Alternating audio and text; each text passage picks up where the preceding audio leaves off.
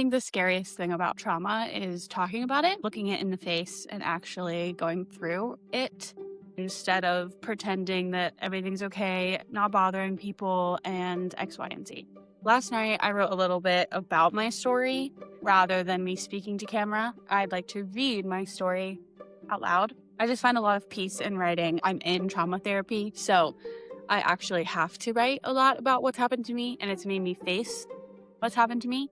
I just want to share a little story about how I was groomed, and hopefully this can shed some light on things that shouldn't be allowed, right? Also, my name is Danielle. Hi. And I'm excited to be able to start sharing my story in a way that feels separate from me. So I talk about that in here, but I'm going to just start reading it. While at this current moment, I am still in trauma therapy, CPT to be exact. I'd like to share my story in a story-like way and stop attaching my current identity to it. I'm one of those overthinking perfectionist types, so even while hearing or being vulnerable, I'm like, is this right? Am I doing okay? Am I allowed to share this? Am I allowed? These are the types of questions circling in my mind every day, at least the ones that sometimes I don't even notice are happening. And this is really what I want to touch on with this story. The mental gymnastics that your mind can become after being groomed. While I was a teenager, I was groomed by someone who I thought was my best friend. The youth director of the church I started attending in seventh grade. When I joined the youth group, I remember being greeted with the two warmest smiles people I had ever met. Up until that point in my life, because granted, I was 13 and being bullied for half of those years before coming to this youth group. Nevertheless, these two youth peers were exactly what little Danielle needed in her life. A community full of warmth, love, and needless to say, that church became my second home.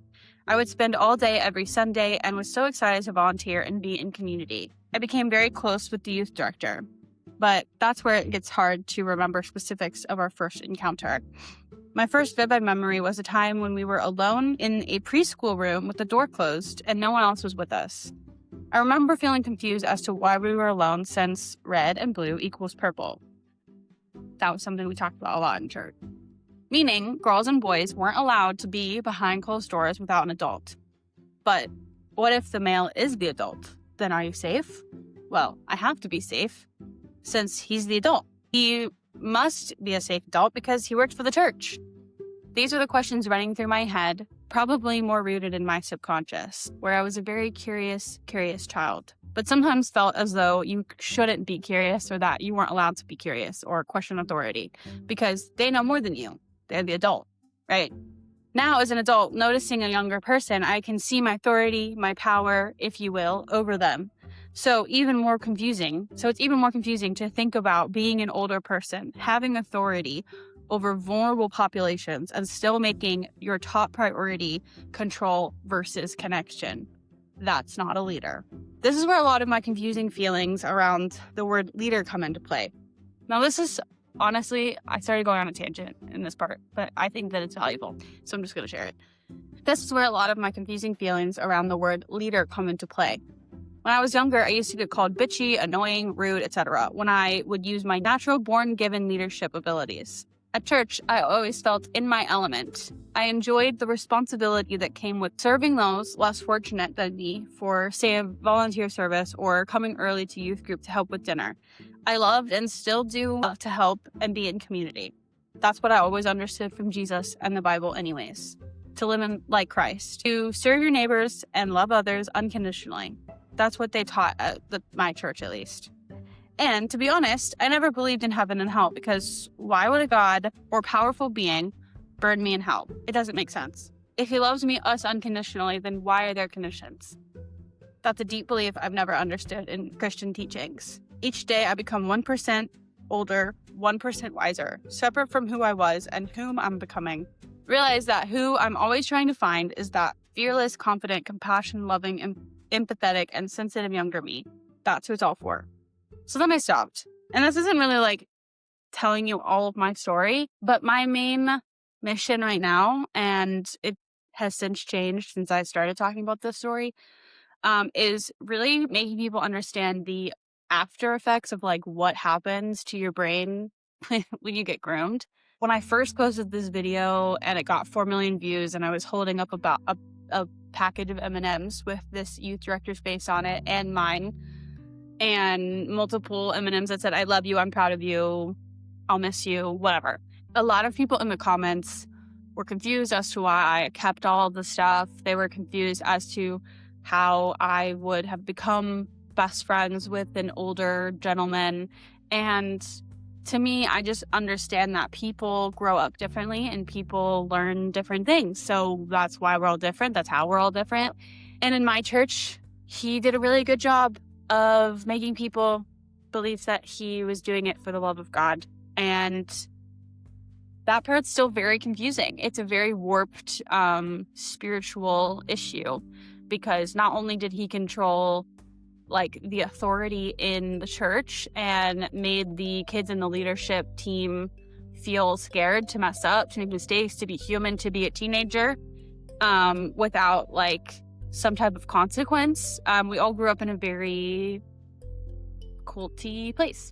All of this to say, I just really hope that more and more information and people will come forward sharing their stories like this, because the intricate mess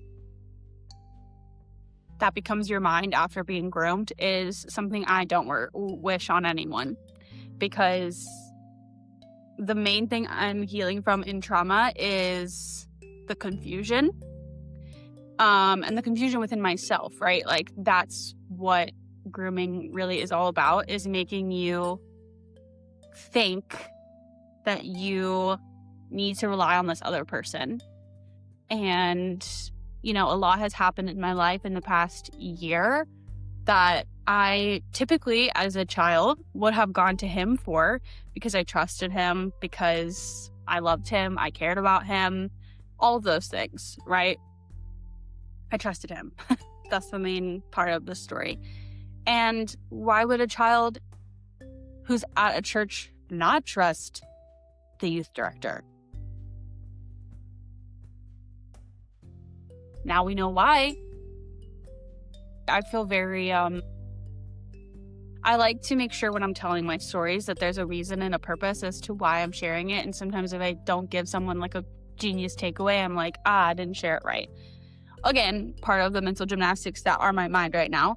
But I hope that me sharing the story in the ways that I just did can help you rise from where you're at and realize that it's about finding your power. It's about rising from the ashes. It's about seeing the destruction that could happen within your own life and rising from it and inspiring others to do the same. So if you want to know more about like specific incidences that happened that made me realize this, you can go to my page or just ask me a question, because in the like comments section, it does feel difficult to tell this story because I don't like reminiscing about the little moments where we were alone or the little things, because that's where it gets really blurry in my mind. So yeah, anyways, all this to say, welcome to this community, and I had to be a part of this community and watch it grow and watch it become what people need. Much love. 143. If you don't know what that means, 143 means I love you. So 143. Danielle out.